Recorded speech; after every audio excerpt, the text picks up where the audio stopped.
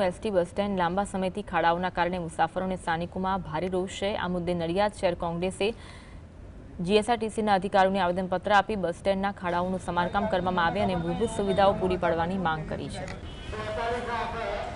અહીંયા ડામરનો રોડ ભલે 9 મહિના માટે થાય, 1 વર્ષ ઉપર હજુ આ સમય આ બસ સ્ટેન્ડને થશે, એટલે ડામરનો જ રોડ થાય તેનો અમને આગ્રહ છે।